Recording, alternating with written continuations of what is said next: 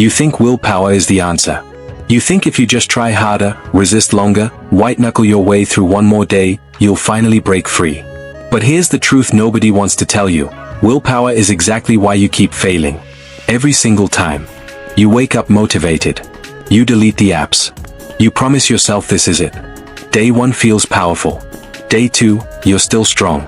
By day 5, you feel invincible. And then, it happens. One weak moment. One stressful day. One night alone with your thoughts. And you're back to zero. The counter resets. The shame floods in. And you tell yourself the same lie, I just wasn't strong enough. But what if I told you that you were never supposed to be strong enough? What if the entire battle you've been fighting is designed to make you lose? Let me tell you about Raphael. 23 years old. Engineering student. Fit body, sharp mind, bright future ahead of him. On the outside, he looked like he had it together. But inside? He was drowning. Every night, the same cycle. The urge would hit. He'd fight it. Sometimes for hours. His hands would shake. His mind would race. He'd pace around his room, do push-ups, take cold showers, anything to distract himself. And some nights, he'd win. But most nights, he'd lose. And the worst part wasn't the act itself. It was what came after. The crushing weight of disappointment. The voice in his head screaming, you're weak. You're pathetic. You'll never change. He tried everything. Accountability partners. Blocking software. Motivational videos. He made promises to God, to himself, to his future wife he hadn't even met yet. Nothing worked. Because Raphael, like you, was fighting the wrong battle. See, here's what nobody tells you. Porn addiction isn't a moral problem. It's not about being weak-willed or lacking discipline. It's not about sexual desire at all. It's about brain chemistry. Let me explain something that will change everything for you. Your brain doesn't care about your goals. It doesn't care about your values or your promises or your shame. Your brain has one job: seek pleasure, avoid pain. And porn? Porn is a pleasure supernova. Every time you watch, your brain releases dopamine, the same neurotransmitter that gets released when you eat food, win a game, or accomplish something meaningful. But here's the problem. Porn releases dopamine at levels your brain was never designed to handle. Imagine your brain's dopamine system like a nightclub. In a normal, healthy brain, the music plays at a reasonable volume. You can hear it, enjoy it, dance to it. That's what natural rewards feel like: eating a good meal, having real sex, achieving a goal. But porn? Porn cranks the volume to maximum. It blasts your brain with dopamine at levels 10 times higher than natural rewards. And at first, it feels incredible. But here's what happens next. Your brain isn't stupid. When it realizes the volume is too loud, it does something to protect itself. It turns down the sensitivity. It reduces the number of dopamine receptors. It's like wearing earplugs in that nightclub. This is called desensitization. And this is where your life starts falling apart. Because now, all those things that used to make you feel good, hanging out with friends, working on your goals, going to the gym, even real intimacy, they don't hit the same way anymore. The music is still playing, but you can't hear it. You're wearing earplugs. You become numb to life. Everything feels gray, boring, meaningless. And what's the one thing that still gets through? The one thing loud enough to penetrate those earplugs? More porn. Higher intensity. More extreme content. This is why you keep going back. Not because you're weak. Not because you lack discipline. But because your brain is literally wired to seek the only thing that still makes it feel alive. Raphael discovered this the hard way. He started noticing it in small ways first. His favorite video games felt boring. Conversations with friends felt tedious. Even working out, something he used to love, felt like a chore. He'd sit in lectures, unable to focus, his mind wandering, feeling like he was watching his life through a fog. Depression crept in. Not the dramatic, cry in your room kind. The quiet, numb, what's the point kind.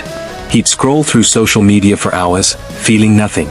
He'd start projects and abandon them. His grades slipped. His relationships became shallow. And the worst part? He didn't even enjoy porn anymore.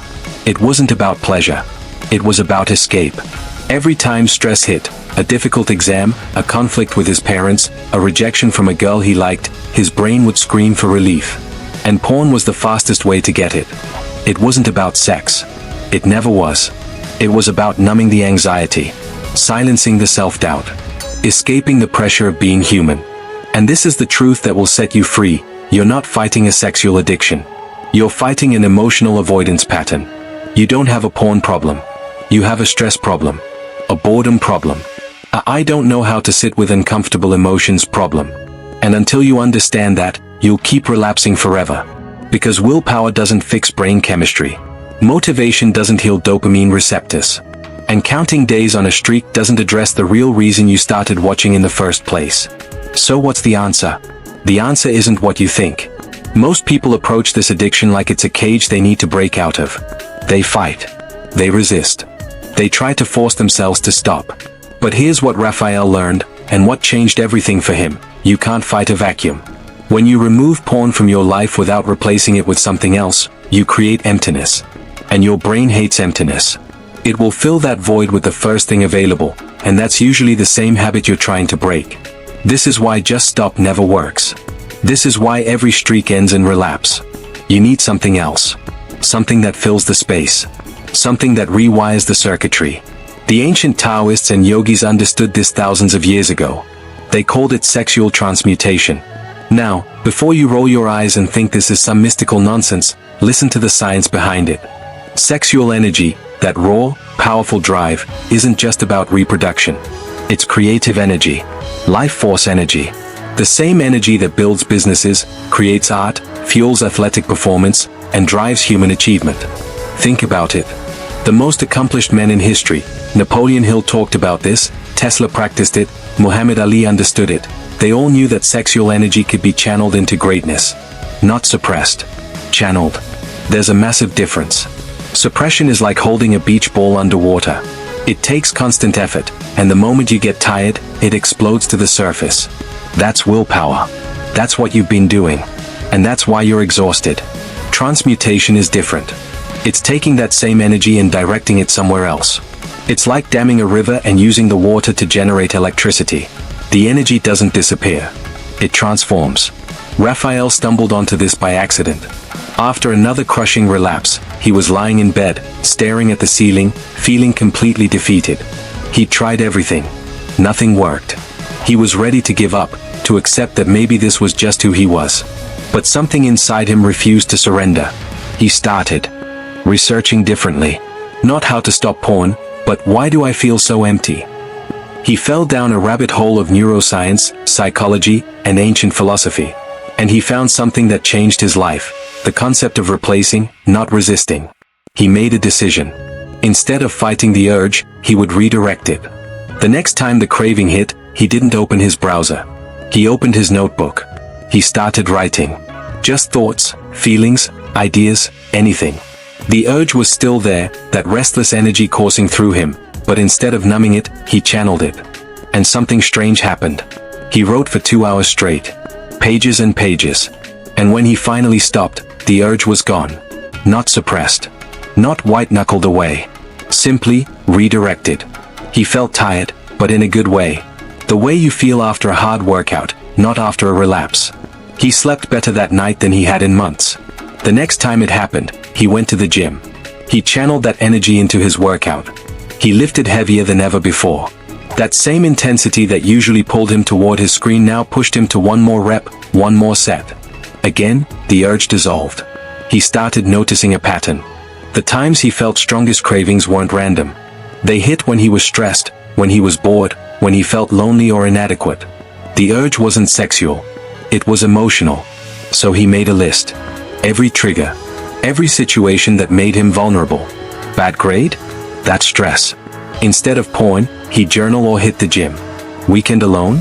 That's boredom. Instead of scrolling, he'd work on a personal project. Seeing couples on social media? That's loneliness. Instead of escaping, he'd reach out to a friend or spend time building himself. He wasn't fighting the urges anymore. He was understanding them, respecting them, redirecting them. And slowly, very slowly, his brain started to change. Remember that nightclub analogy? The one with the volume turned too high and your brain wearing earplugs? When you stop flooding your brain with artificial dopamine, something incredible happens. The earplugs come off. Your dopamine receptors start to regenerate. Sensitivity returns. The normal volume of life starts to sound beautiful again. Raphael noticed it after about 3 weeks. Music sounded better. Food tasted richer. Conversations felt meaningful. He'd laugh at jokes that wouldn't have even made him smile before. Colors seemed brighter. Workouts felt euphoric. Life was turning back on. But here's the thing, it wasn't easy. There were hard days. Days when the urges felt unbearable. Days when his brain screamed at him, demanding the old reward. There was one night, about 40 days in, when everything hit at once. He'd failed an exam he studied hard for. A girl he liked started dating someone else. His parents were fighting. The perfect storm. He sat at his desk, hand on his mouse, browser open. Every part of him wanted to give in. Just once. Just to feel better. But then he remembered something he'd read. A relapse doesn't start when you click. It starts when you stop moving forward. He closed the laptop. He put on his running shoes. And he ran. He ran until his lungs burned. Until his legs screamed. Until that restless, painful energy had nowhere to go except out through his feet pounding the pavement. When he got home, drenched in sweat, exhausted, he didn't feel the urge anymore. He felt powerful. Not because he resisted, but because he redirected. That night marked a turning point. He realized something profound. He wasn't fighting an addiction anymore. He was building a new identity. He wasn't the guy trying not to watch porn. He was becoming the guy who channels his energy into his goals. The guy who writes, who lifts, who creates, who builds. And that identity didn't have room for the old habit. This is the secret nobody tells you. Behavior follows identity. You can change your actions temporarily with willpower. But if your identity stays the same, you'll always snap back. Think about it. If you see yourself as an addict trying to quit, every day without porn is a battle. Every urge is a threat. You're constantly defending territory, always on guard, exhausting yourself. But if you see yourself as someone who creates instead of consumes, someone who faces discomfort instead of running from it, someone who builds instead of destroys, then porn isn't even part of the equation anymore. It's not about what you do. It's about who you are. Raphael understood this at a deep level. He stopped counting days. Stopped obsessing over streaks. Stopped defining himself by what he wasn't doing. Instead, he started building. He started a journal where he wrote every single day. Not about urges or struggles, about ideas, observations, goals. He treated it like a conversation with his future self. He committed to the gym 5 days a week. Not to look good, but to prove to himself that he could show up consistently for something that mattered. He took cold showers every morning. Not because they killed urges, they don't, but because they taught him to embrace discomfort instead of running from it. He started learning guitar. Started reading books. Started building an online project he'd been putting off for years. Every single one of these actions was a vote for his new identity. And here's what most people don't realize: you don't need to win every battle. You just need to win more than you lose. Raphael had slip-ups. Moments of weakness. Times when he fell back into old patterns. But here's what was different: he didn't spiral. In the past, one relapse would trigger a binge. I already failed, might as well keep going. Days would be lost. But now? He'd acknowledge it, understand what triggered it, adjust his approach, and keep moving forward. Because he wasn't trying to be perfect. He was trying to evolve. And evolution isn't linear. It's messy. Full of setbacks and breakthroughs and long plateaus where nothing seems to change. But if you keep moving forward, if you keep choosing your new identity over your old one, the compound effect is unstoppable.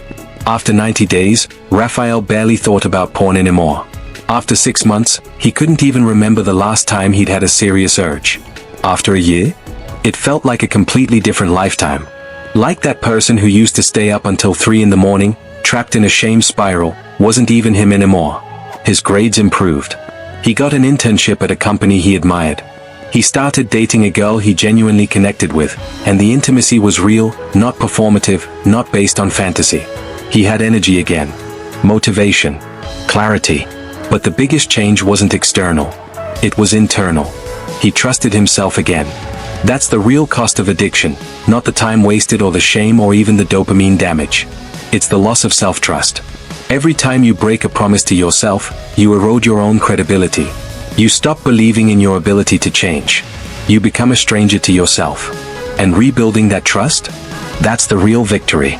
Raphael learned that trust isn't rebuilt through perfection. It's rebuilt through consistency. Through showing up, even on hard days. Through choosing your future self over your present comfort, again and again and again. Until one day, you realize, you've become someone different. Someone who doesn't need porn to feel alive. Someone who doesn't need external stimulation to feel fulfilled.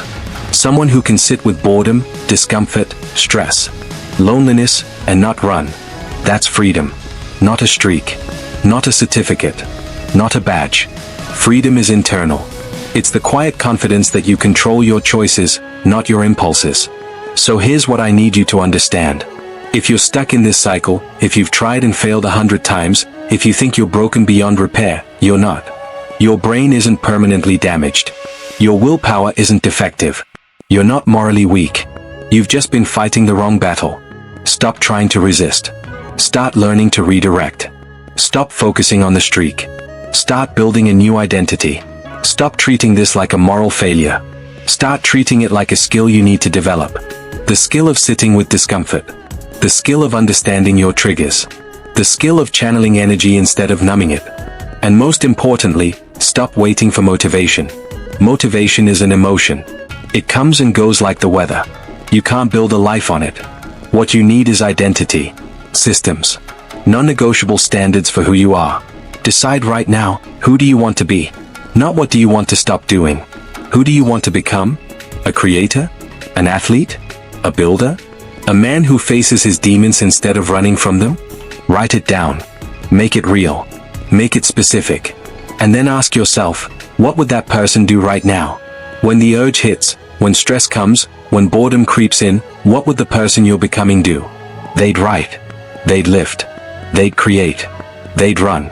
They'd call a friend. They'd sit with the discomfort and let it pass like a wave. They wouldn't run. They wouldn't numb. They wouldn't escape. And every time you make that choice, every single time you choose your future identity over your past pattern, you're rewiring your brain, rebuilding your dopamine receptors, reclaiming your self-trust, becoming someone new. It won't be easy. There will be hard days. Days when you fall. Days when you doubt everything.